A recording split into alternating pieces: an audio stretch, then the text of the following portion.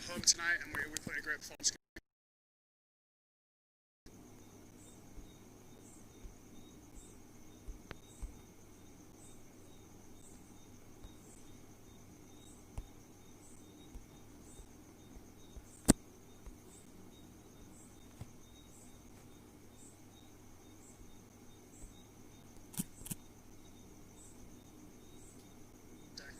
Derby night tonight as well. A bit different without the 17,000-18,000 we usually have in. Difficult to motivate the players for a derby. We were bang up for it. Chased 185, which is a top chase for us. It was different conditions to what we're used to there. So, look, Derby night's brilliant fun.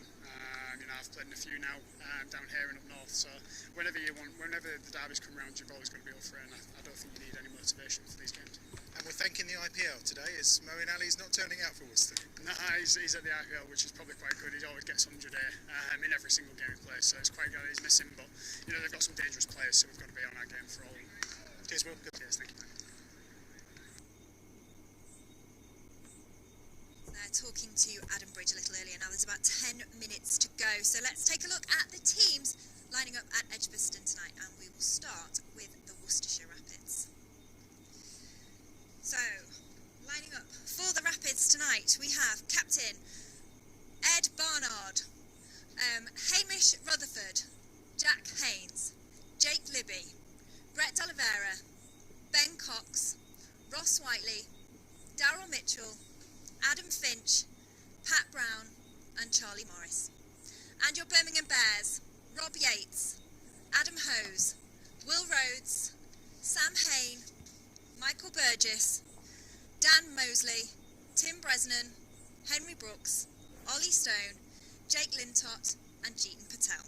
So those are your two teams for tonight. 2 wins from our remaining 2 games will definitely help see the Bears through to the quarterfinals, which I know is what we're all after. But tonight as well, it's a local rivalry. We want to keep hold of the Norman Gifford Trophy. Now, someone who knows what that actually means is Tim Ambrose, Bears legend, wicketkeeper, batsman, all-rounder. Hello, Derbies. Yeah, it's a huge game. It's definitely what I mentioned before is well and truly there, and all the players know as soon as you come into this club, you know what it means to be a Bear or a pair. So yeah. Not just for the players though, for the supporters at home. They're going to be hoping once again that we can do what we did on Sunday. Yeah, that was a great performance down there. It is a difficult place to go and win. I think they definitely raised their game against us as we would expect.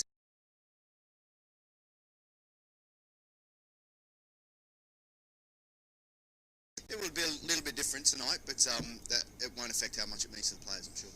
Do you have a favourite memory from a Bears v Pairs?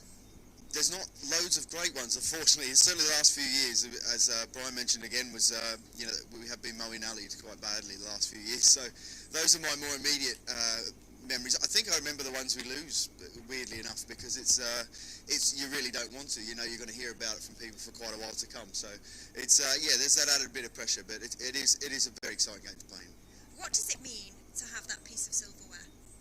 Well, it's very important. Obviously, Norman Gifford was a huge player for both clubs, and it's a very important thing. And as I said, the rivalry is sort of unspoken. We know about it between ourselves as players and as fans, as you mentioned as well.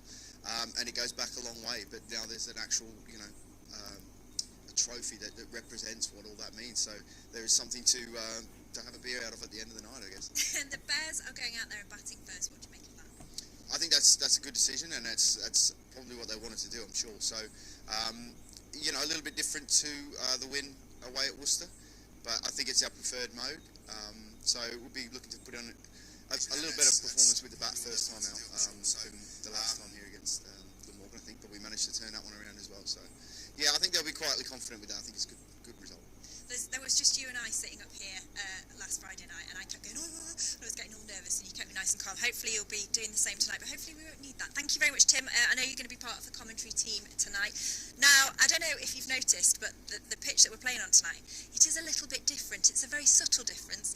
We've been speaking to head groundsman Gary Barwell all about his new hybrid pitch.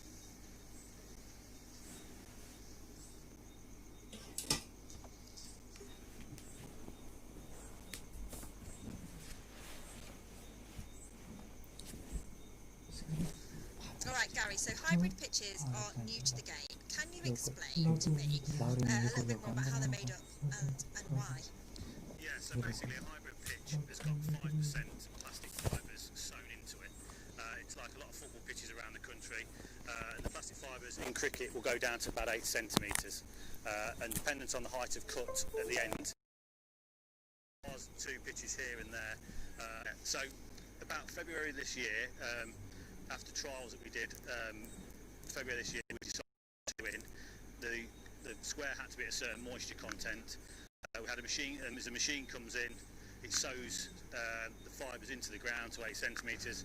It goes all the way up and down the pitch, and then from there we then prepare a pitch as normal as we do with any of the grass pitches on the square. There's no difference. Rolling, watering, everything we normally would do, we do. The only difference comes is how the pitches look at the end. This is a new pitch for tonight, but it's not the first time we've had a hybrid pitch at Edgbaston, is it? No. So last week was our first hybrid. Week before was our first hybrid pitch for the game against Gloucestershire. The Bears played Gloucestershire. Really pleased.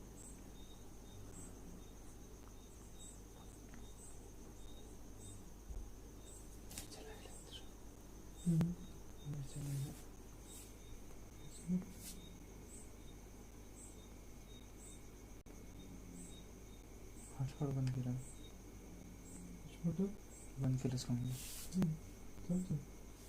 Net चला ना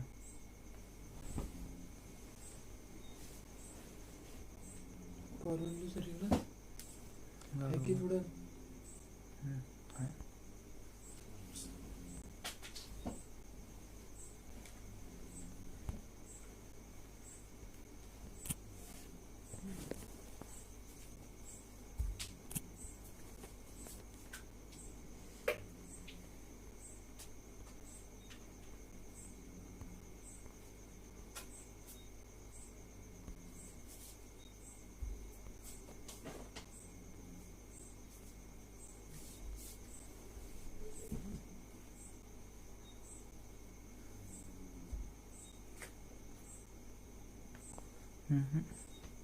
अच्छा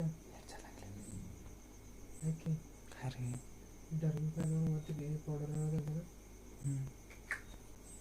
net ಚೆನ್ನಾಗಿಲ್ಲ net भी तक operation हो Ground, they haven't cracked as much. They've lasted longer. They still need managing in between. It's not literally do it, leave it, it's fine. We've noticed how to match. We've tried to manage it as similar to a normal pitch as we have. But the results have been really pleasing. You know, we have a lot of one-day cricket here. We have a lot of cricket in a normal season, although this hasn't been a very normal season. And the one nice thing is that maybe going forward, if we do eventually put the pitches will stay the same over the length of time they're played on. Good feedback from you, good feedback from them as well then. Yeah, I mean, like I say, the guys got a good result against Glamorgan, which was nice. But we also, it was interesting because we had the other teams from the group here.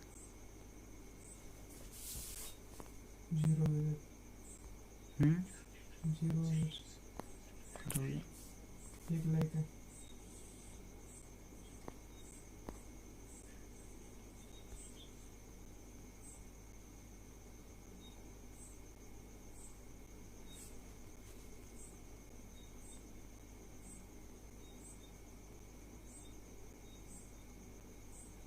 Net ಚೆನ್ನಾಗಿಲ್ಲ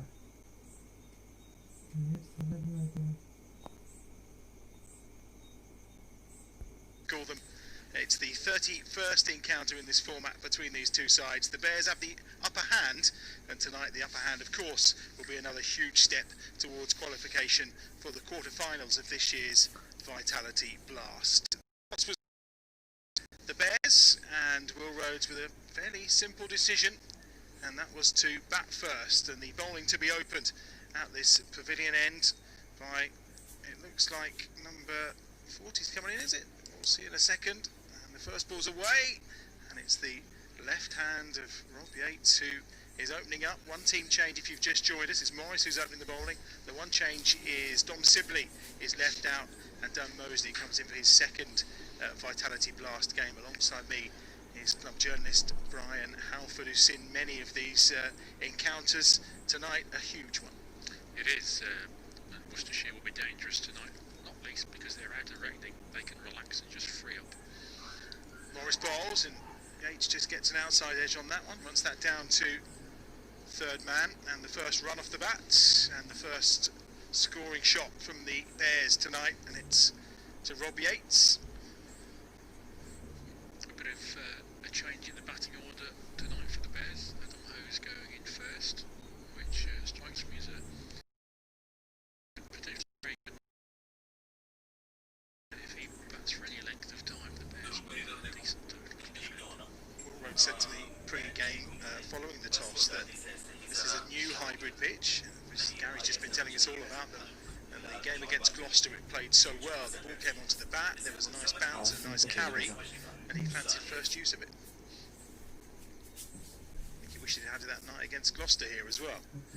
Morris bowls again, and Hose is 2 or 3 paces down and outside of his crease, and he's beaten outside the off stump. I think Morris may have seen him coming then and just adjusted his length accordingly. A little bit tentative that from Adam Hose, but it's his first delivery. There's no need to go all the very start.